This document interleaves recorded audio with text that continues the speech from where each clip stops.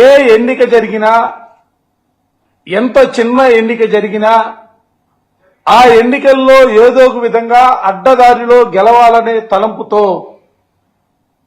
Doctor BR Ambedkar గారు రచించినటువంటి రాజ్యాంగం, ఆ రాజ్యాంగ స్ఫూర్తిని పక్కకు నెట్టి అడ్డదారిలో గెలవాలనే ఆలోచనతో ముందుకు సాగుతున్నటువంటి తెలుగుదేశం ప్రభుత్వం, తెలుగుదేశం పార్టీ, దానికి సంబంధించినటువంటి కూటమి నేతలందరినీ కూడా నేను ఈ సందర్భంగా అడగదలుచుకున్నా. ఇవాళ ఆంధ్ర రాష్ట్రంలో జరుగుతున్నటువంటి ఎన్నికల ప్రక్రియ చూసిన తర్వాత ఈ రాష్ట్రంలో ఉన్నటువంటి ప్రజాస్వామ్యవాదులు మాత్రమే కాదు, దేశంలో ఉన్నటువంటి ప్రజాస్వామ్యవాదులందరూ కూడా ఇవాళ ఏమిటి కర్మ, ఆంధ్ర రాష్ట్రానికి పట్టినటువంటి కర్మ ఏంటని అడుగుతా ఉన్నారు. రాష్ట్రంలో ప్రజాస్వామ్యం ఉండదా? ప్రజాస్వామ్య విలువలు ఉండవా? ప్రజాస్వామ్య ఎన్నిక ద్వారా ఎన్నికైనటువంటి సభ్యులు తమ ఓటు హక్కును వినియోగించుకోవడానికి అవకాశాలు లేవని అనేక మంది మిత్రులు ఇతర రాష్ట్రాల్లో ఉన్నటువంటి వాళ్ళందరూ కూడా అడుగుతా ఉంటే నాకు గుర్తుకొస్తా ఉంది, 2 దశాబ్దాల కిందట బీహార్లో ఏ విధమైనటువంటి తుపాకీ సంస్కృతి ఉంటుందో, భయపెడతామో, బెదిరించడమో, ఈ 2 కాకపోతే దాడులు చేయటమో, అది కూడా కాకపోతే ఇవాళ మరో కొత్త మార్గాన్ని ఎంచుకొని అధికార యంత్రాంగాన్ని అడ్డం పెట్టుకొని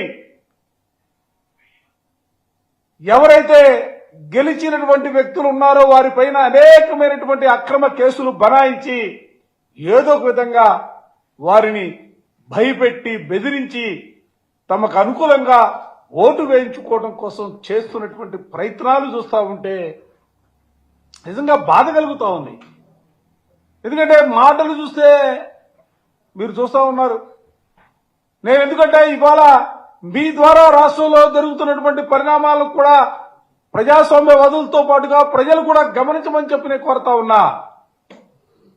మీరు ఏం చెప్తా ఉన్నారు? చంద్రబాబు నాయుడు గారు 40 సంవత్సరాల ఇండస్ట్రీ, 3 సార్లు ముఖ్యమంత్రి, ఈ రాష్ట్రంలో ప్రజాస్వామ్యాన్ని నేను తప్ప ఎవరు కూడా కాపాడలేరు, దాన్ని ముందుకు తీసుకెళ్లరే ఆయన మాట్లాడుతున్నటువంటి మాటలు ఈ మధ్యకాలంలో చూసాం.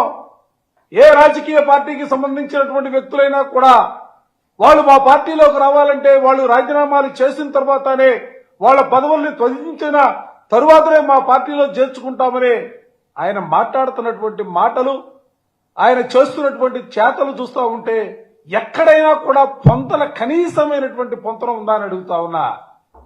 ఎందుకు ఇంత దౌర్భాగ్యమైనటువంటి రాజకీయాలు? ఇవాళ మొన్న జరిగినటువంటి ఎన్నికలు చూసినా, మున్సిపాలిటీలు కార్పొరేషన్ ఎన్నికల్లో చూసినా, లేదా ఈ రోజు జరుగుతున్నటువంటి మండల జిల్లా పరిషత్ ఎన్నికలకు సంబంధించి చూసినా చిన్న ఎన్నికలు. ఈ ఎన్నికలతో రాష్ట్ర భవిష్యత్తు మారిపోదు. ఈ ఎన్నికలతోనే పార్టీలు మనుగడ ఆధారపడినటువంటి పరిస్థితులు కూడా లేవే. అయినా కూడా ఎందుకు ఇంత తాపత్రపడతా ఉన్నారు? అడ్డదారిన అధికారాన్ని తీసుకోవాలి ఎందుకు మీరు భావిస్తా ఉన్నారని చెప్పిన ఈ సందర్భంగా అడుగుతా ఉన్నా. మీరు చెప్పినటువంటి మాట, రాజీనామాలు చేసే రావాలని మీరు మాట్లాడినటువంటి మాటలు ఏ మూలకెళ్ళాయని అడుగుతా ఉన్నా. ప్రజాస్వామ్యాన్ని ఈ రాష్ట్రంలో ఏ దిశగా మీరు తీసుకెళ్లాలనే ఆలోచనతో ముందుకు సాగుతున్నారని అడుగుతా ఉన్నా.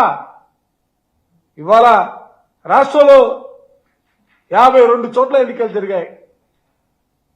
52 చోట్ల ఎన్నికలు జరిగితే 52 చోట్ల కూడా వైఎస్ఆర్ కాంగ్రెస్ పార్టీకి సంపూర్ణమైనటువంటి మద్దతు ఉన్నటువంటి పరిస్థితులు ఉన్నాయే. ఈ పరిస్థితుల్లో మీరు ఏ విధంగా గెలవాలని కోరుకుంటా ఉన్నారు? ఏ పార్టీ సింబల్ పైన గెలిచినటువంటి వ్యక్తులు మీ పార్టీ అభ్యర్థులుగా ప్రకటిస్తా ఉన్నారు? దయచేసి ఆలోచన చేయాలా.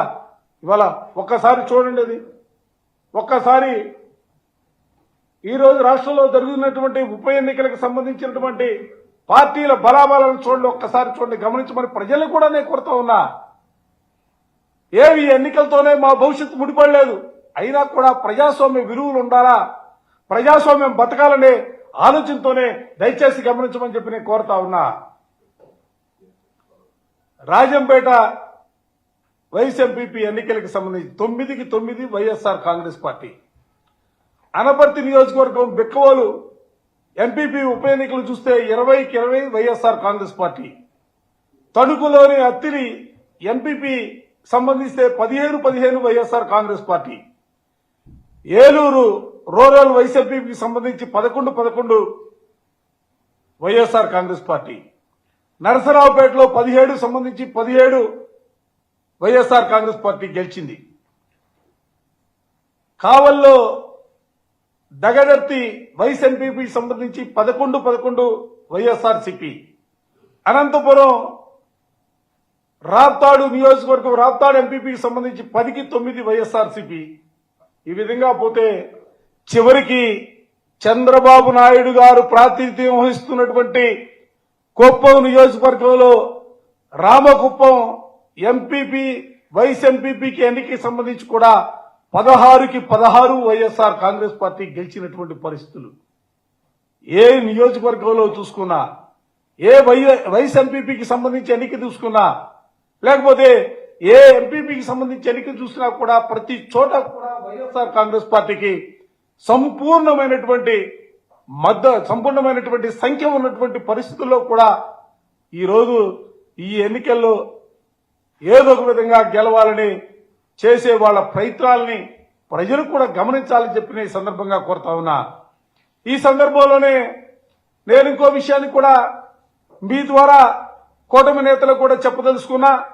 నిజంగా ఈరోజు రాష్ట్రంలో 52 చోట్ల ఎన్నికలు జరిగితే ఆ ఎన్నికల్లో 30 చోట్ల వైఎస్ఆర్ కాంగ్రెస్ పార్టీ శ్రేణులు మీరు చేస్తున్నటువంటి దౌర్జన్యాలని, మీరు చేస్తున్నటువంటి ఆగడాలని, మీరు ప్రభుత్వ యంత్రాంగాన్ని అడ్డం పెట్టుకుని మీరు బెదిరించినప్పుడు కూడా మేము ఇంకొక విషయం కూడా చెప్పాలా ఇవాళ. ఎందుకంటే రాష్ట్రంలో ఉన్నటువంటి పరిస్థితుల్లో న్యాయస్థానాలను ఆశ్రయించి న్యాయస్థానాల ద్వారా కూడా గౌరవ న్యాయస్థానాలు ఇచ్చినటువంటి ఆర్డర్లు కూడా అమలు చేస్తున్నటువంటి పరిస్థితులు లేనటువంటి పరిస్థితులు ఉన్నప్పుడు కూడా 52 స్థానాలకు సంబంధించి 30 స్థానాల పైన వైఎస్ఆర్ కాంగ్రెస్ పార్టీ శ్రేణులు గెలిచారు. టీడీపీకి కేవలం 11 చోట్ల, జనసేనకి 1 చోట, 10 చోట్ల బలవంతంగా పోస్ట్పోన్ చేయించినటువంటి పరిస్థితులు కూడా రాష్ట్రంలో ఉన్నాయి.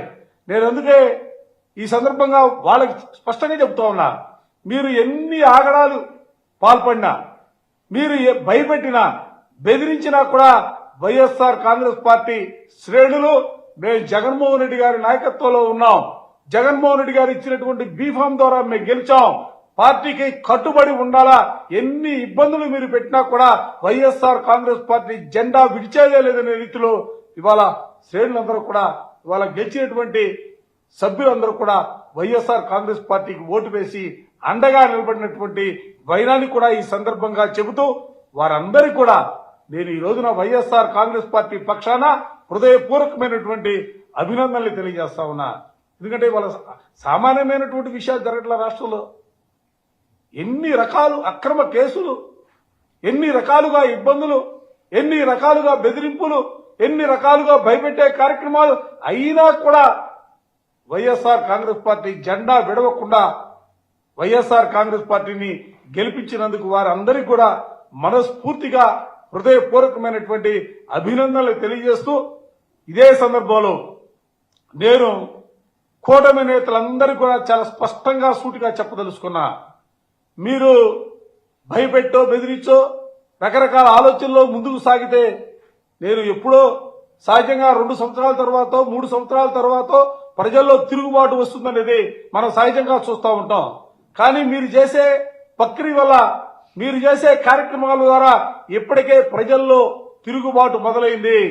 మిమ్మల్ని ఎదిరించడం మొదలుపెట్టారు. భవిష్యత్తుకు సంబంధించి కూడా మీకు సరైనటువంటి సమయంలో ప్రజానికి సరైనటువంటి తీర్పునివ్వడానికి, మీకు బుద్ధి చెప్పడానికి సిద్ధంగా ఉందన్న అంశాన్ని కూడా ఈ సందర్భంగా గట్టిగా చెప్పదలుచుకున్నా.